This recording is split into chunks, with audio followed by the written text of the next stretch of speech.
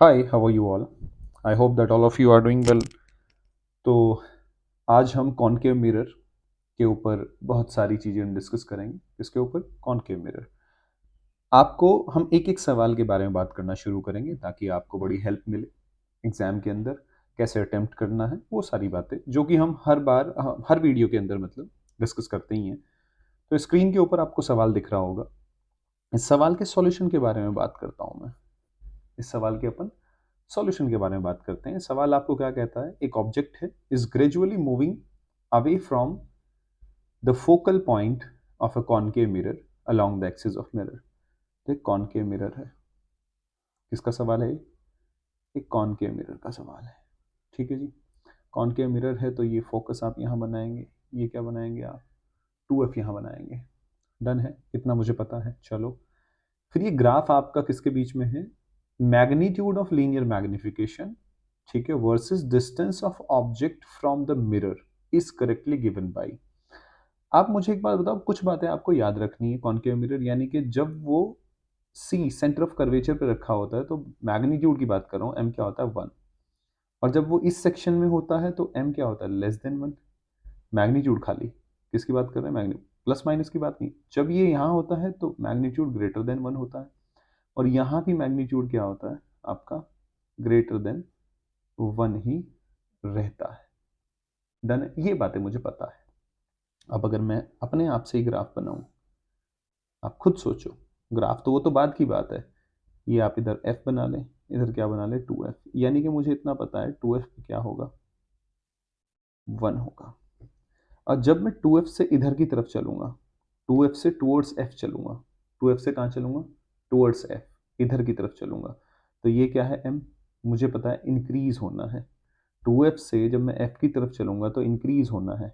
लेकिन f पे अगर मैं यहाँ पे फोकस पे मैंने रखा हुआ हो तो ये क्या होता है? v, आप देखो 1/v plus 1/u is equal to 1/f। अब मैं जानता हूँ अगर u क्या हो, तुम्हारा f हो, तो 1/v is equal to 1/f minus 1/, ये u हो जाता है। होता नहीं होता? तो अगर मैं किसकी बात करूं जी, ये f, तो डायरेक्शन ऑफ लाइट पॉजिटिव। यानी कि जो हम रिजल्ट सीधा याद कर देते हैं कि u अगर f हो तो v तुम्हारा इनफाइनाइट आएगा। आप रखोगे तो अपने आप आ जाएगा। डन है। तो इसका मतलब मुझे एक बात पता है कि यहाँ f पे जब ये रखा हुआ है, अगर मैं कह दूं कि फोकस भी रखा हुआ है, तो यहाँ तो आप m को थोड़ी ना डिफाइन करोगे। m क्या हो जाएगा इस हिसाब से? तो आपका क्या हो जाएगा? इनफाइनाइट हो जाएगा भाई। क्या हो जाएगा? इनफाइनाइट। जबकि इनफाइनाइट कोई चीज़ डिफाइन थोड़ी ना होती है। तो यानी कि पर मैं इसको इनफाइनाइट का मतलब मैं इसको ये कह सकता हूँ कि बहुत बड़ा नंबर होगा यहाँ। एफ जब फोकस पे, मतलब ऑब्जेक्ट कहाँ रखा होगा? फोकस के ऊपर, तो बहुत बड़ा नंबर आएगा। बहुत बड़ा नंबर आएगा तो जैसे जैसे मैं इधर की तरफ चलता हूँ तो मैग्निफिकेशन कहाँ है? देखो 1 से इंक्रीज हो रहा है किसकी तरफ? बहुत बड़ा नंबर यानी कि इनफाइनाइट की तरफ। यानी कि कुछ इस तरीके से जाएगा। वो इंक्रीज करना है ना, आप 2f से f की तरफ आ रहे हो तो मैग्निफिकेशन इंक्रीज होगा। लेकिन यहाँ देखो मैंने टच नहीं किया इसको। फिर जब 2f से आप इनफाइनाइट की तरफ जा रहे हैं, 2f से इनफाइनाइट, तो मैग्निफिकेशन क्या होगा तुम्हारा? डिक्रीज होगा। क्या होगा? डिक्रीज करना है ऐसे। तो अब आप ग्राफ चूज कर लें, तो आपको दिख रहा है सीधा सीधा option B will be the correct answer. आप समझ पा रहे हैं? लेकिन उसके लिए आपको एक कॉनकेव मिरर की अगर ये नॉलेज है, आप ये बातें ध्यान रख रहे हैं जो मैंने पिछली वीडियो में बताई थी, ठीक है, तो ये बात तो ये आपको याद रखनी ही रखनी है। इनफाइनाइट से और सी के बीच में, सी से इसके बीच में, यानी कि मैग्निफिकेशन ऐसे इंक्रीज होती है। यहाँ के 1 हो जाती है, फिर मैग्निफिकेशन बढ़ता है, ठीक है। यहाँ आप डिफाइन नहीं करते और यहाँ फिर ग्रेटर देन 1 होता है, क्योंकि यहाँ वर्चुअल इमेज बनती है जब आप फोकस के और पोल के बीच में ऑब्जेक्ट को रखते हो। तो आपको कहाँ क्या बनता है, ये इन्फॉर्मेशन अगर आपको याद है तो आपका रे ऑप्टिक्स का सवाल कभी भी गलत नहीं होगा। अब अगले सवाल की तरफ चलते हैं। नेक्स्ट क्वेश्चन देखो, आप स्क्रीन पर आपको नेक्स्ट क्वेश्चन दिख रहा है। सवाल मैं पढ़ता हूँ, ठीक है जी। एक स्फेरिकल मिरर है, is obtained as shown in the figure from a hollow glass sphere.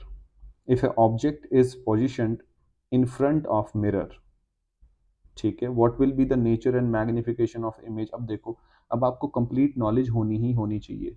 ये जो आपको दे रखा है, अगर आप देखें 16, यानी कि 0 से 16, यानी कि रेडियस ऑफ कर्वेचर कितनी हुई इसकी? आपको दे रखी है 8 सेंटीमीटर। तो ये तुम्हारा फोकस कितना होगा? 4 सेंटीमीटर। सेंटर ऑफ कर्वेचर कहाँ पे है, 8 सेंटीमीटर, और आपने 8 के और किसके बीच में, 12 के बीच में, यानी कि ये आपका रेडियस ऑफ कर्वेचर कितना है, 8, ठीक है, तो ये सी आ गया। और आपने ऑब्जेक्ट कहाँ रखा है जी, 8 से पीछे यहाँ कहीं रखा है, ठीक है, ये सेंटर ऑफ कर्वेचर सी बोले तो यानी कि 2f। अब आप मुझे एक बात बताओ ध्यान से, जब सेंटर के पीछे होता है ऑब्जेक्ट तो m मैग्निफिकेशन क्या होता है, लेस देन 1। इस पूरे सेक्शन के अंदर m क्या होता है, जब आप ऐसे चलोगे तो m इस सेक्शन में लेस देन 1 होता है।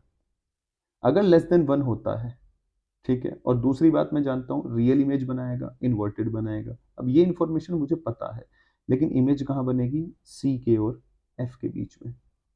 फिर जब आप, अगर आपका ऑब्जेक्ट सी के और एफ के बीच में है तो आपकी इमेज कहाँ बनेगी, सी के और इनफाइनाइट के बीच में, लेकिन बनेगी रियल। तो इमेज कैसी बनेगी यहाँ, रियल बनेगी, इन्वर्टेड बनेगी और डिमिनिश्ड बनेगी,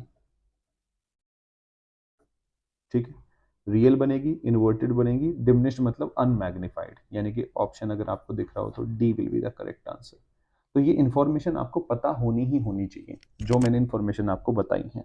तो इन्फॉर्मेशन आप रट लें, चाहे आप दिमाग में बैठा लें, उसको सेट कर लें, क्या कि ये कॉनकेव मिरर है, एफ ये 2f, यहाँ मैग्निफिकेशन का magnitude less than 1, less than 1 है तो सीधी सी बात है m क्या होता है तुम्हारा, v बाई यू, या फिर अगर मैं खाली मैग्नीट्यूड के टर्म में बात करूं, h height of image upon height of object.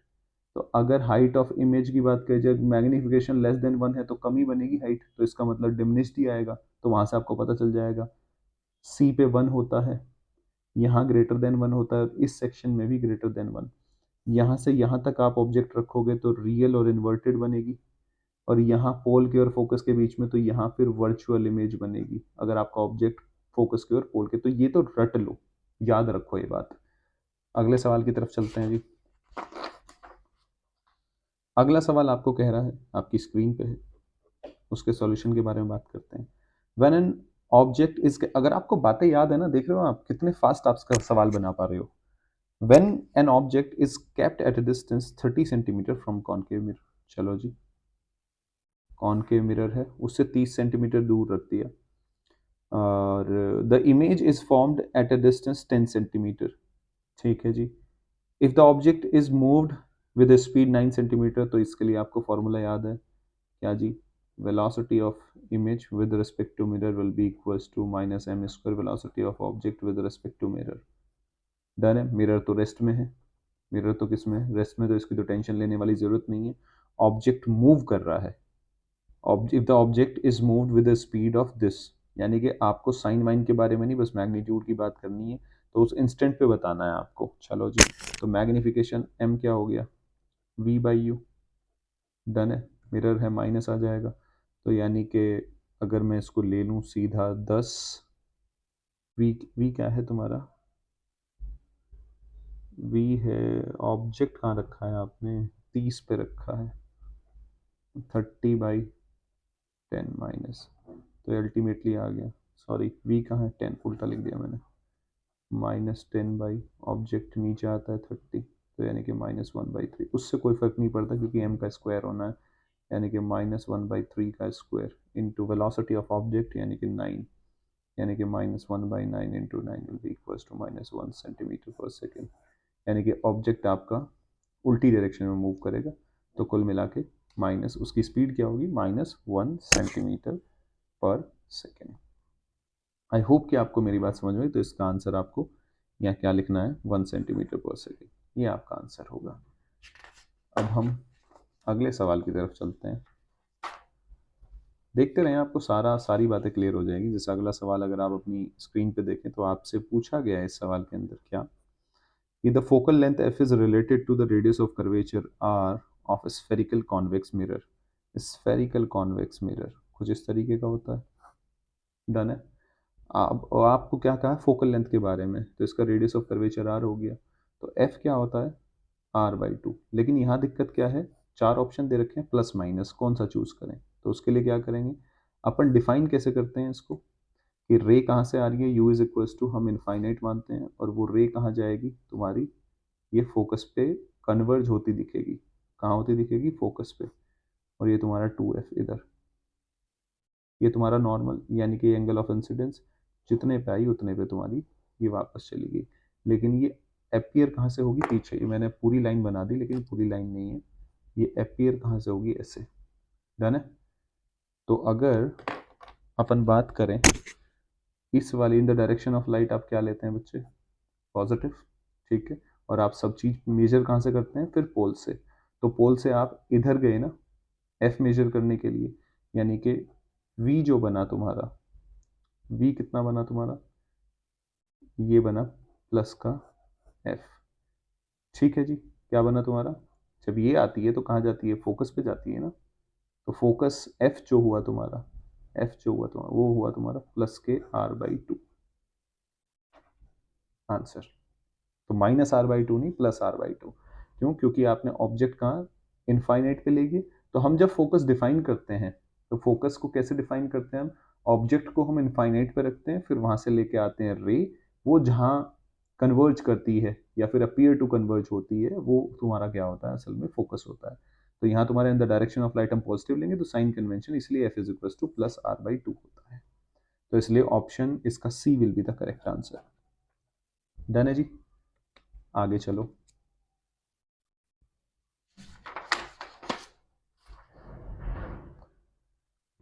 आए जी। अगला सवाल आपकी स्क्रीन पे आपको दिख ही रहा होगा, पढ़ना शुरू करें आप। तो उसमें क्या है, आपको दे रखा है कि एक शॉर्ट स्ट्रेट ऑब्जेक्ट है जिसकी हाइट कितनी है, 100 centimetre, lies before the central axis of spherical mirror whose focal length has absolute f is equal to 40। यानी कि आपको सिर्फ, आपको मिरर नहीं बताया, आपको f दे दिया गया, कितना है जी, 40 सेंटीमीटर है।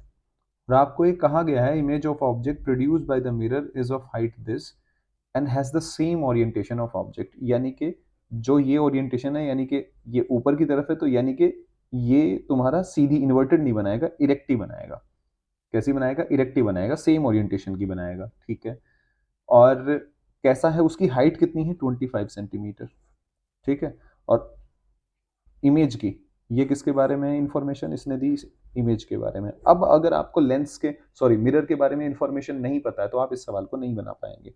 अगर आप ध्यान से सोचें तो मुझे तुरंत एक बात याद आती है मेरे मास्टर की, या जो मैंने पढ़ी है, कि भैया अगर ये इरेक्ट तभी बनेगी इस केस में, यहां तक तो इन्वर्टेड बनेगी।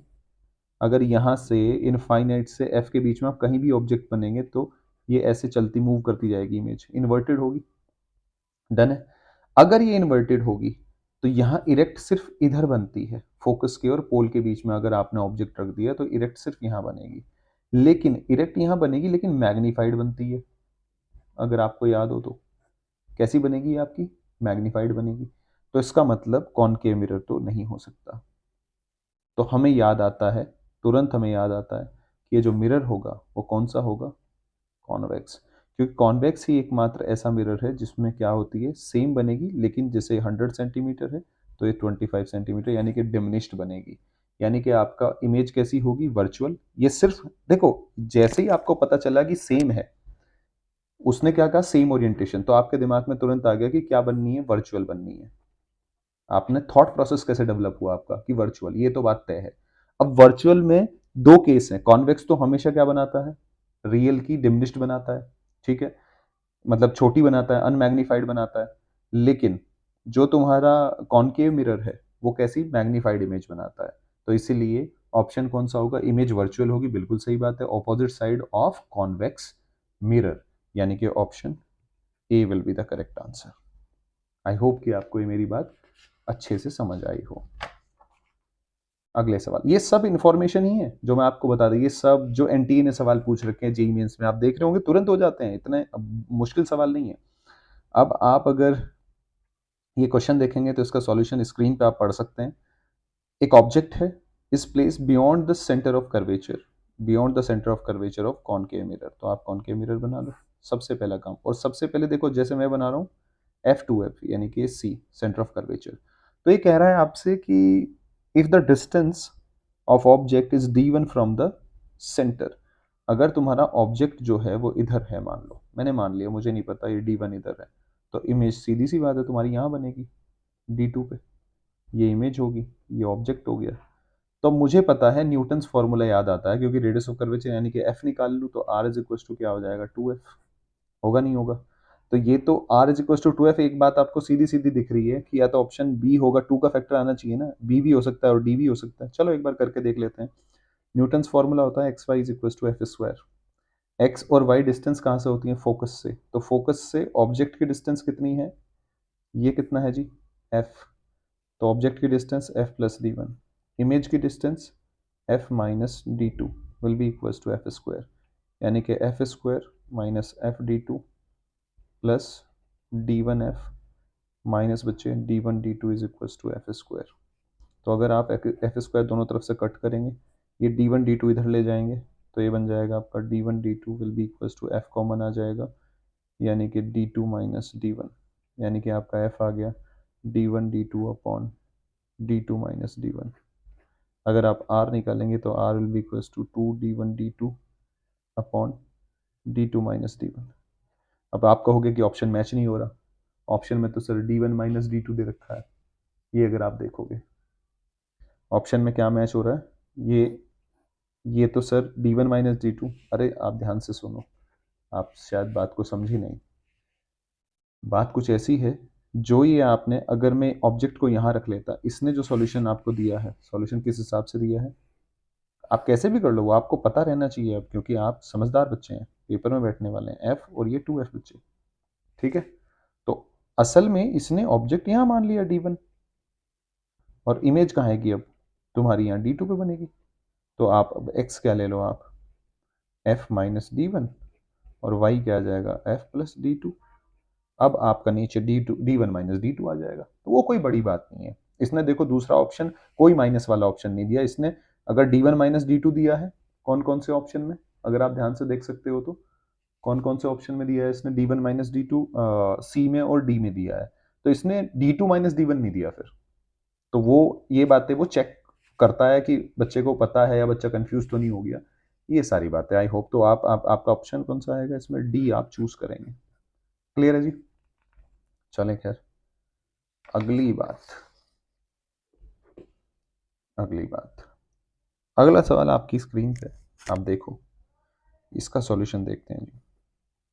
इसका सॉल्यूशन है कि एक ऑब्जेक्ट है, is placed at a distance of, at a distance of, ये मैं पहले इसको एडजस्ट कर लेता हूँ ताकि आपको, हाँ अब ठीक है। ये क्या कह रहा है आपसे कि एक ऑब्जेक्ट है, वो प्लेस किया आपने 100 सेंटीमीटर, ठीक है जी, कॉनकेव मिरर है, बना लो, यानी कि ये हो गया एफ, ये हो गया बच्चे 2f, डन है, इतना तो बना ही सकता हूँ। फिर ये कह रहा है रेडियस ऑफ कर्वेचर कितना है इसका? 200 सेंटीमीटर, यानी कि 200 सेंटीमीटर का मतलब कितना हो गया जी तुम्हारा? एफ हो गया तुम्हारा 100 सेंटीमीटर पे। ये कह रहा है पहले ऑब्जेक्ट 100 सेंटीमीटर पे ही रखा हुआ था, यानी कि फोकस पे रखा हुआ था, तो इमेज इनफाइनाइट पे बन रही होगी, सीधी सी बात है। अब इस object start moving towards the mirror at a speed 2 centimeter per second, the position of image from the mirror after 10 second. पहले देख तो लो 10 सेकंड में कितना चला वो, तो डिस्टेंस क्या हो गया तुम्हारा? स्पीड इंटू टाइम, यानी कि 2 इंटू 10, यानी कि 20 सेंटीमीटर। तो पहले ऑब्जेक्ट तुम्हारा यहाँ था, अब तुम्हारा वो कहाँ पहुँच गया? कहीं यहाँ पहुँच गया। कितना चला? और 20 सेंटीमीटर। लेकिन मुझे तो सब कुछ पोल से कैलकुलेट करना होता है, तो यू तुम्हारा कितनी दूर है? 80 सेंटीमीटर। अब देखो, जो यहाँ से जो लाइट चलेगी वो इस डायरेक्शन में चलेगी, तो इन द डायरेक्शन ऑफ लाइट में क्या कंसिडर करता हूँ बच्चे? हमेशा पॉजिटिव, ये याद रखना। और फिर मैं सारी कैलकुलेशन पोल से, तो अगर मुझे यू नापना है, तो अगर मैं यहाँ कोई बंदा ऐसे खड़ा कर दूँ तो उसको कहाँ दौड़ना पड़ेगा? उल्टा दौड़ना पड़ेगा, यानी कि इस वाली डायरेक्शन के ऑपोजिट, तो आप नेगेटिव लोगे। डन है? तो नेगेटिव यानी कि यू कितना आया जी मेरे पास? माइनस के 80 सेंटीमीटर। एफ के लिए भी आप उल्टा, एफ तो ऐसे काउंट करोगे, उसके लिए भी उल्टा दौड़ना पड़ेगा, माइनस के 100 सेंटीमीटर। यानी कि v का फॉर्मूला क्या होता है आपका? You F upon U minus F. देखो फॉर्मूला आप 1/v plus 1/u is equal to 1/f ऐसे भी याद कर सकते हैं, लेकिन मैंने इसको थोड़ा सा ऐसे याद करोगे ज़्यादा बेटर है, फास्ट हो जाता है।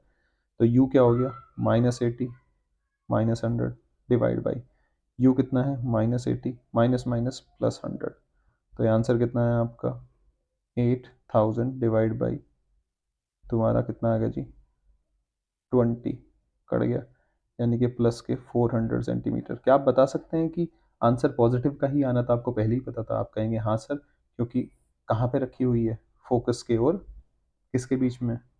पोल के बीच में। और आप देख रहे हैं ना मैग्नीफाइड अपने आप ही बना, तो इसका मैग्निफिकेशन कितना है? -v/u। तो अगर m की बात करी जाए, वो m भी पूछ लेता मान लो, तो v कितना है तुम्हारा? प्लस के 400 डिवाइड u कितना है? माइनस के 80। तो यानी कि आपका आंसर आया प्लस के 5, यानी कि 5 टाइम्स मैग्नीफाइड है। और देखो इसीलिए कहते हैं कि पॉजिटिव साइन, जब वो अगर ये सवाल में उल्टा आ जाता कि 5 टाइम्स मैग्नीफाइड बनाई और हम m का फॉर्मूला यूज कर रहा हूँ मैं, तो m इसीलिए मैं पॉजिटिव लेता हूँ, विद साइन रखना पड़ता है ना, क्योंकि रियल इन्वर्टेड मैग्निफिकेशन नेगेटिव, ठीक है। और अगर पॉजिटिव है तो इसका मतलब कैसी इमेज बनेगी? वर्चुअल। तो मैग्निफिकेशन क्या आएगा वहां पे? पॉजिटिव। आई होप कि आपको ये बात समझ में आई होगी। तो ये सवाल इतना ही आसान है, शायद भी फ्रेम में से निकल गया तो आप थोड़ा सा इसको एडजस्ट कर सकते हैं, ठीक है। कैलकुलेशन आनी चाहिए, मेन तो वो है। मैं आपको सारी छोटी छोटी बातें मैं बताने की पूरी पूरी कोशिश कर रहा हूँ। खैर, अब अगले सवाल के सॉल्यूशन की बात करते हैं। आप ध्यान से देखो, एक थिन सिलेंड्रिकल रॉड है ऑफ लेंथ कितना 10 centimeter is placed horizontally on the principal axis of a concave mirror। Concave mirror फिर से बनाया। ये मिरर के सारे सवाल यहाँ खत्म हो जाएंगे, फिर कुछ मिक्स हैं वो अपन बात करते रहेंगे। Focal length F is equal to कितना है जी तुम्हारा? 20 सेंटीमीटर है, ठीक है। फिर क्या कह रहा है? The rod is placed in such a way that mid point of the rod is at 40 centimetre from the. अब ये अगर एफ इतना है तो पहले एफ बना लो। ये एफ है और ये क्या बन जाएगा बच्चे? 2f। यानी कि ये 40 सेंटीमीटर, ये 20 सेंटीमीटर, क्योंकि पोल से लेते हैं ना अपन, पोल से, ठीक है। तो आपकी जो रोड रखी हुई है उसका मिड पॉइंट कुछ इस तरीके से है। तो ये आपकी ऐसे रोड रखी हुई है, ऐसे। और रोड का ये क्या है? Mid point. और रोड कितनी है तुम्हारी? असल में 10 सेंटीमीटर। तो ये वाला हिस्सा कितना है? 5 सेंटीमीटर। और ये कितना होगा जी? 5 सेंटीमीटर। रोड का ये ए और ये बी मान लूँ। तो आपको अच्छा लेंथ ऑफ इमेज बतानी है। अब लेंथ ऑफ इमेज है तो भैया ये तो वो, इसको तो सॉल्व करना पड़ेगा क्योंकि इसकी डायमेंशन तो बड़ी है। तो आपको ए को सॉल्व करना पड़ेगा। ए को सॉल्व करोगे तो आप ए को देख लो, ए पोल से ए पॉइंट, यानी कि इसका ये वाला पॉइंट और ये वाला पॉइंट, इसकी जो इमेज है।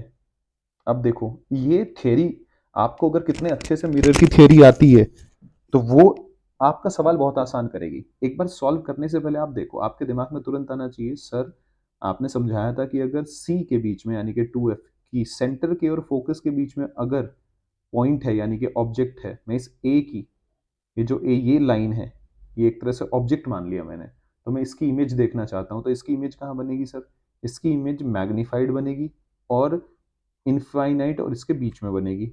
तो कहीं ऐसे बनेगी, क्योंकि यहां अगर ऑब्जेक्ट रखा हुआ है तो m क्या है तुम्हारा? मैग्नीट्यूड की अगर बात करें तो ग्रेटर देन 1 होता है। इतना मुझे पता चला, और इन्वर्टेड बनेगा। फिर यहाँ मैग्नीफाइड, यहाँ लेस देन 1 होता है तो अनमैग्नीफाइड बनेगा। तो ये और छोटा, और पर बनेगा इधर कहीं, इधर कहीं बनेगा। तो कुछ लेंथ ऐसे बनेगी, यानी कि ये तुम्हारा b की b डैश कह लेता हूँ और ये a डैश, ऐसे लेंथ, उसकी इमेज पूछ रहा है। तो पहले अगर आपको ढंग से थियरी आती है ना बेटा, तो आपको ये हर बात पता है कि ये चल क्या रहा है, ठीक है। अब देखो, अब ये रिजल्ट भी मैच करेगा। ए पॉइंट कितनी दूर है? अगर ये वाली डायरेक्शन तो पॉजिटिव मानोगे अब आप, क्योंकि इन द डायरेक्शन ऑफ लाइट हम पॉजिटिव लेते हैं। अब पोल से फॉर ए सॉल्व कर लेते हैं, फॉर ए। तो पोल से जो तुम्हारा यूए है वो कितनी दूर है? ये 5 सेंटीमीटर हो गया, टोटल 40 सेंटीमीटर है। तो ये कितना बनेगा? 35 सेंटीमीटर। तो माइनस के 35 सेंटीमीटर, ठीक है जी। एफ कितना है बच्चे? माइनस के 20 सेंटीमीटर, यानी कि V A will be equals to uf upon u minus f will be equals to -35 Guna -20 divide by u कितना है जी? -35। f कितना है? माइनस माइनस प्लस के 20। तो ये आपका आंसर कितना आया जी? 35 गुना 20 बटे -15। तो इसको ऐसे कर लेते हैं, 5 चौक 20, 5 तिया 15, 4 पंजे 20, 4 तिया 12, माइनस के 140 बटे 3। यानी कि लगभग लगभग अगर आप देखें 3 चौक 12, यानी कि 3 चौक 12 2 0, यानी कि 40 से ऊपर ही बनेगा। तो सीधी सी बात है, मुझे पहले ही पता था कि सेंटर के पीछे जाएगा, पता चल गया। अब देखो 4b, यानी कि V will be equals to U F upon U minus F. U कितना है इसके लिए 45, माइनस के 45 गुना माइनस के 20 बटे माइनस के 45 जमा के 20। तो ये कितना हो गया 45 गुना 20 बटे 25 माइनस 5 चौक 20, 5 पंजे 25, 5 9 45, यानी कि माइनस के कितना हो गया जी, माइनस के 36 सेंटीमीटर। डन है। तो अगर आप ध्यान से देखें कितना आया इसके लिए, देखो माइनस के 36 सेंटीमीटर। तो यानी कि इमेज कहाँ बनेगी, ये जो तुम्हारा ये सी कहाँ है 40 और ये 20, यानी कि सेंटर की और फोकस के बीच में इस बी की। तो ये तो मुझे पहले ही पता था, अगर मेरा ऑब्जेक्ट इनफाइनाइट और सेंटर के बीच में, तो इमेज हमेशा सेंटर और फोकस के बीच में बनेगी। अब कुछ नहीं, ये आपको क्या, आपके पास क्या क्या निकल के आ गया अब इन्फॉर्मेशन, अगर आप ध्यान से देखो तो ये कुछ इमेज थी, तो ये तुम्हारा सेंटर है, ये फोकस है, तो तुम्हारा ये निकल के आ गया, यानी कि ये कितना आया 140/3। ये कितना निकल के आया 36, माइनस कर दो भाई, आंसर आ जाएगा। ये निकालनी है ना L dash length, L dash will be equals to 140/3 minus बच्चे 36। तो ये आंसर कितना आया 3, 140 36 दिया 108, यानी कि कितना आया 32/3 सेंटीमीटर। यानी कि आपको एक्स की वैल्यू बतानी है, तो एक्स कितना आया आपका 32 सेंटीमीटर। डन है। आई होप कि आपको ये मेरी बात समझ में आई होगी। तो कुल मिला के ये जो सवाल था, ये हर एक इन्फॉर्मेशन मैंने, देखो थियरी से मुझे पहले ही पता है, क्या तो वो गलती होने के, अगर मेरा थेरेटिकली मिरर स्ट्रांग है, कौन सी इमेज कहाँ बनेगी, अगर इनफाइनाइट और फोकस के बीच में, तो वो बातों का आपको खास ध्यान रखना है और फालतू कोई बात याद नहीं रखनी। और मिरर में इसके बाहर सवाल नहीं आएगा, डोंट वरी। मैं फिर से एक बार आपको जो बातें की पॉइंट है, जैसे कि मैं हर बार आपको की पॉइंट तो बताता ही बताता हूँ, जो की पॉइंट है, अगर आपको मिरर के लिए चीज़ें याद रखनी है तो आप क्या बातें याद रखें कि ये तुम्हारा क्या है बच्चे, कॉनकेव मिरर। तो सबसे पहले यहाँ एफ बना लो, यहाँ 2f बना लो, यहाँ m इज इक्वल टू 1 लिख लो, यहाँ m is equal to less than 1, ये मैग्नीट्यूड की बात है, यहाँ m is equal to greater than 1 और यहाँ भी m is equal to greater than 1। यहाँ अगर होती है तो कैसी बनेगी वर्चुअल, और m इज ग्रेटर देन 1 तो यहाँ से पता चल रहा है कि क्या बनेगी मैग्नीफाइड। तो ये आपको इन्फॉर्मेशन खुद ही पता चल रही है, बस आप ये याद रखो यहाँ से यहाँ तक कैसी बनती है, रियल बनती है और इन्वर्टेड बनती है। बाकी काम आपका ये कर देगा। m लेस देन 1 का क्या मतलब है, अनमैग्नीफाइड, यानी कि डिमिनिश्ड बनेगी, ये तो उतनी ही बनेगी। m ग्रेटर देन, अगर सेंटर के और फोकस के बीच में है तो m क्या है ग्रेटर देन 1 है। तो ये आपको बस डेटा याद रखना है। m ग्रेटर देन 1 का मतलब है कि इमेज कैसी बनेगी, तुम्हारी मैग्नीफाइड बनेगी, और ये रियल इन्वर्टेड अलग से याद रखना है। फिर आ जाओ कॉन्वेक्स के बारे में। तो कॉन्वेक्स के बारे में तो सीधी सी बात है, आप यहाँ रखोगे तो ये क्या बनाएगा, डिमिनिश्ड ही बनाएगा। कैसी बनाएगा, डिमिनिश्ड बनाएगा और वर्चुअल बनाएगा, अगर ये रियल ऑब्जेक्ट आपने रखा हुआ है तो। डन है। तो ये बातें इसके बारे में तो सीधा है, डिमिनिश्ड बनाएगा, ये मैग्नीफाइड बनाता है। तो देखा था ना आपने, एक सवाल आया था, पहचानना आया था मिरर, तो वो जनरली आपको जो पहचानने के लिए बोलेगा ना, इस केस के अंदर, ये दो केस के अंदर हमेशा पहचानने के लिए बोलेगा। सवाल देखा आपने, एनटीए ने भी इसी पे पूछा था। तो आपको ये छोटी छोटी बातें याद रखनी है। तो यहाँ हम मिरर वाला सेक्शन हमारा खत्म हुआ, और अब हम इसके बाद मैं लेंस वाले सेक्शन पे काफ़ी बातें करूँगा। तो ऐसे ही हम बहुत सारे सवाल लेंस वाले सेक्शन पे भी ले लेंगे जो प्रीवियस ईयर में आए हुए हैं, तो आपको वो हेल्प मिलेगी काफ़ी वहाँ से। और देखते रहिए, जुड़े रहिए, और please share this channel with your friends, ताकि ज़्यादा से ज़्यादा बच्चे हमारे साथ जुड़ सकें चुके कह रहा हूँ मैं। और बस पढ़ते रहो यार, यही है, पढ़ोगे तो सब कुछ अचीव कर लोगे मेरे हिसाब से। तो मुझे तो इतना ही पता है कि इंसान चाहे तो हर चीज़ कर सकता है, कुछ भी अचीव कर सकता है। ऐसा कुछ नहीं है कि वो ठीक है, मुश्किलें आती हैं कई बार, इंसान सोचता है, बच्चा सोचता है ऐसा कि अरे यार डिसीजन ले तो लिया, हो नहीं रहा है, परेशान हो रहा है, वो एनजाइटी भी आ रही है, चीज़ें याद नहीं हो रही हैं, चीज़ें ऑर्डर में अरेंज नहीं कर पा रहा, तो पर मुझे ऐसा लगता है इतना आपको ध्यान देना नहीं चाहिए बातों के ऊपर, क्योंकि चीज़ें आपके हिसाब से घटेंगी नहीं। आप ज़िंदगी आसान होती नहीं है, आपको बनाना पड़ता है, तो उसी तरीके से आपको मेहनत करके अचीव करना पड़ेगा। आपको बार-बार सॉल्व करना पड़ेगा, बार-बार समझना पड़ेगा। सो अ, यही मैं एक सलाह आपको एक बेहतर सलाह दे सकता हूँ। बाकी ठीक है, hope for the best, cross your finger, सब अच्छा होगा। 21 जून को भी अच्छा होगा, जब पहले अच्छा हुआ है तो आगे भी अच्छा होगा। So do not worried about things. बस ये है, आप थोड़ा सा जो रिवीजन कर रहे हो ना उसको थोड़े से तहजीब से करो। ऐसा नहीं है कि कई अप्रोच होती हैं, कई बच्चे सोचते हैं कि एक टॉपिक के मैं 40 सवाल लगा लूंगा तो मुझे टॉपिक आ जाएगा। ऐसा कभी नहीं होता। आपने देख भी लिया होगा अब तक, आप भूल जाते हो फिर क्यों? क्योंकि आपने उस टॉपिक के कॉन्सेप्ट ही क्लियर नहीं करे। आपको ये नहीं पता है वो चीज़ अप्लाई कैसे होनी है। सवाल तो भाई 40 ही सवाल थोड़ी ना है, सवाल तो नया आएगा। तो आप इस उम्मीद में सवाल मत बनाओ कि 40 में से ही आ जाएगा। नहीं नहीं, आप कॉन्सेप्ट सीखो।